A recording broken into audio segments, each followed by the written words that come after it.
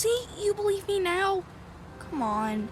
You know I'd never make you feel bad on purpose. So we're okay now? Yeah, we're good. Before we begin, let me just clarify that I like Mao Mao here as a pure heart. I wouldn't have created 2 videos celebrating it if I didn't. But like I said in my analysis of the familial relationship between the main characters, there are some notable problems with the show that prevent me from enjoying it further. Part of it is that I think the episodes are too short for the type of story-based show that it seems to want to be in certain episodes, but more significantly, and the main focus of today's video, the protagonist's motivations, beliefs, behaviors, and attitudes are incredibly inconsistent. And to be precise, I mostly mean the friendship between Mao Mao and Badgerclops. Parker Simmons has stated that he wanted Mao Mao and Badgerclops to be a depiction of a positive, affectionate male friendship because he hadn't seen too many animated shows with that premise. That would be all well and dandy, except A, Mao Mao and Badgerclops are barely ever kind to each other, and B, I personally believe that the relationship between a different Cartoon Network pair, that of Gumball and Darwin in the show The Amazing World of Gumball, is a much better depiction of the sort of affectionate male friendship that Parker Simmons wanted Mao Mao and Badgerclops to be. And today I will be analyzing the specific differences between the two dynamics in each show, and how The Amazing World of Gumball accomplishes its goal of portraying a mutually loving friendship better than Mao Mao does by utilizing consistency and repetition with the character's speech, actions, and the effect they have on each other. If you haven't seen The Amazing World of Gumball, it's definitely trippy. I previously said that I didn't typically watch Cartoon Network series, but I gave this one a shot, and it did not disappoint me. The humor lands more times than it misses, and the wacky world it has created is certainly interesting, although sometimes too absurd for its own good. And while the unexpected, random divergences in the plot to somewhere you never thought it would go can be funny and engaging, it's also kind of frustrating. Because I'm the type of person who wants to have a satisfying conclusion, but many times I just have to accept that the episode abandoned its initial premise and is going somewhere else. But regardless, the one thing that really keeps me coming back to this show is its sheer amount of charm. The two protagonist characters have very likable personalities, which feel more genuine and real due to their nuances and consistencies. I would describe Gumball and Darwin as having the mentality of children, but with the knowledge of adults. Because sometimes, one or both of them are the only voice of reason in the show, while other times, their self-interest gets in the way. Gumball is a typical cynical and manipulative young boy character who often does things for his own entertainment and gain rather than for helping others. But that's not to say that he doesn't have a sensitive and loving side as well. Gumball may not always have the best intentions, but most of the time he does realize when he's been wrong and genuinely desires to amend things. Comparatively, let's look at Mao Mao. Many of his episodes have similar stories regarding our titular character being in the wrong and having to learn a lesson by the end, but the difference being that it is the other characters who have to tell him when his actions are detrimental. And he only accepts this truth, reluctantly mind you, after being told numerous times. Most of the time, he just stubbornly ignores any criticism, whether valid or invalid, then only acknowledges his flaws after the situation gets significantly worse. Not only does it not make sense why he would suddenly change his mindset, but it makes it feel like he didn't actually learn anything. Or, in the worst cases, he disingenuously pretends that he figured it out all by himself. Man, you need to stop! You keep provoking them, and now look at him! Were you really scared of them? Of course not. But you see, Adorabat, it's important that Orangasnake believed I was scared in order to de-escalate the situation.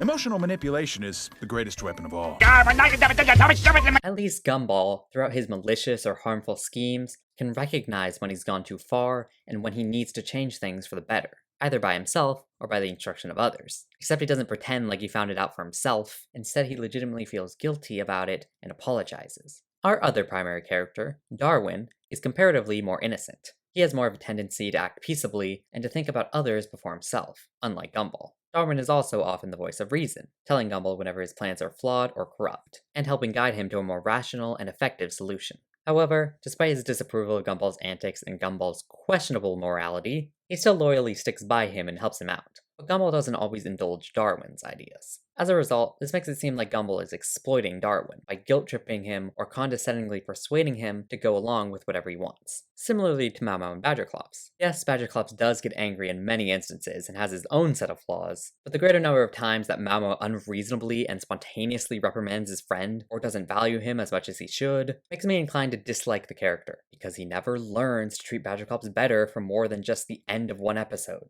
However, Gumball is not so one-dimensional and static of a character. In situations where something serious does happen to Darwin, Gumball is left genuinely distraught, thus showing that he doesn't want to do anything that would actually hurt his friend. You are not only my brother, but my best friend. I feel utterly horrible about what happened today. I hope we don't stop being friends over this. I hate to see you upset, because when you cry, I cry. Gumball does realize his mistakes. By himself, mind you, because of how it affects his friends. And not even just Darwin, though Darwin is particularly special to him. Gumball can be self-centered and condescending for the sake of the episode's plot or conflict, sure, but he's not without a degree of insightfulness when he finally does humble himself and acknowledge his transgressions, if not immediately, with the help of his best friend. All I want to say is I'm very sorry, please forgive me, and I love you! I love you too! Cool. Gumball and Darwin actually listening to each other whenever there's a problem between them, and then their ability to actively work towards amending it afterwards, shows the influence that they have on each other. That can only be the result of a genuine connection. Darwin, just because Fuzzy's back in my life doesn't mean I love you any less. Really? How much do you love me? Dude, I love you more than elderly people love walking around in their birthday suits in sports locker rooms. More than Canadians love telling you which famous people are Canadian? More than PC gamers love to bash game consoles. That's quite a lot. Come here. That's not to say Darwin doesn't have his own moments of insanity. See, that's the problem!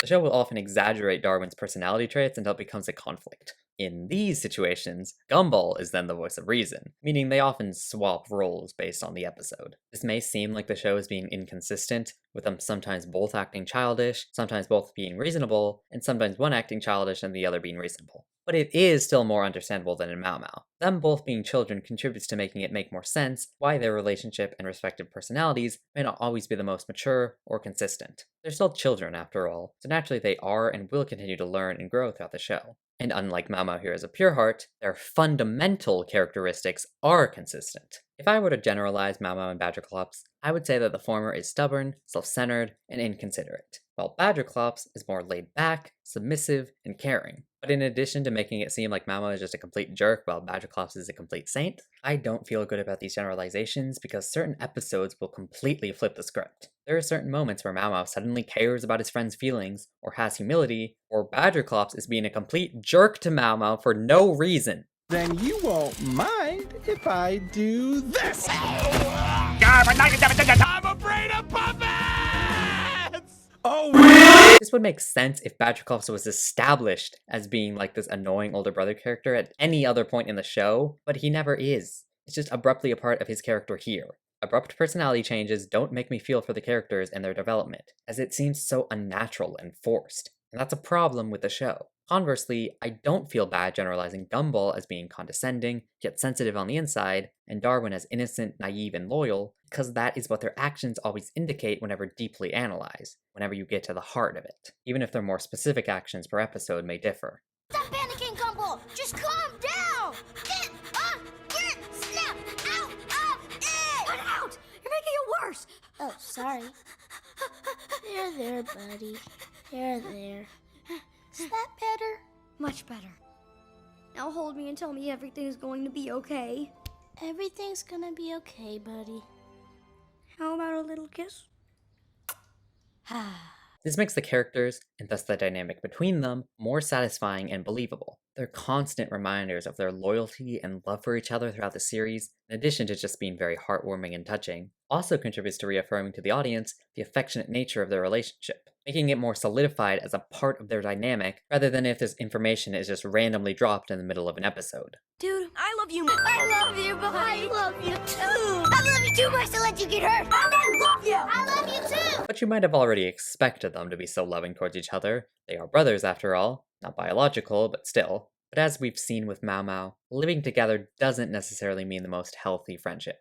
But this one is. It's affectionate, it's based on trust and loyalty, it's loving, they can tell each other everything, they do everything together, and are generally comforted by each other's presence. Rather than with Mao Mao and Badgerclops' friendship, where their conflict is only met with stubborn opposition that leads to more anger and more bitterness. And only after a third party intervenes do they actually try to work it out. And I do understand that Mao Mao here as a pure heart portrays a friendship between adults, and it effectively conveys that this is therefore a lot more complicated than a dynamic between children. Aren't you all friends?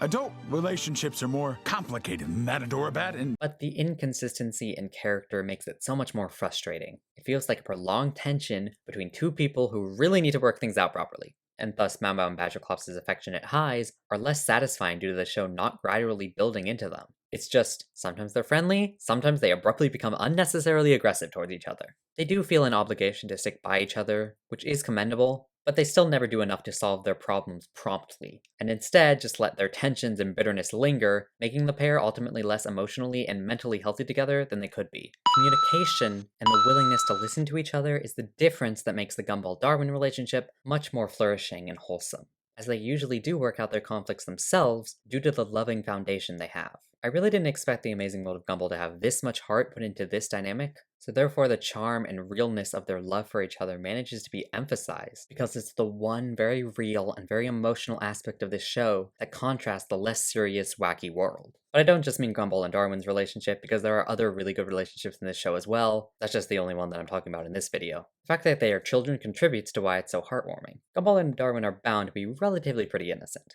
being still young. Like I said before, this allows them to know when to humble themselves and listen to the other to know what the problem is and how to solve it to better their friendship. And that is why The Amazing World of Gumball manages to be a so much more emotionally impactful show. Gumball and Darwin's connection feels real. It feels like two real kids who have actually formed this bond, and have continued to be loyal to each other because of their undying brotherly love. From their repeated reminders, to their nuanced conversations and problem solving, to their characters always having consistent fundamental personalities, all of this makes the relationship feel so much more genuine. It makes their lows more heartbreaking, and their highs much more emotionally satisfying. And even though this cartoon has ended, it will continue to be a great representation of the sheer amount of emotion and charm that you can put into a show and its characters. And I hope other series can learn from its example. And more specifically, I hope Mao Mao and Badgerclops can, if not learn to love each other more, to at least understand each other, so that their friendship is built on a more sturdy foundation. Or at least, stop acting so unnecessarily mean to each other for no reason at all!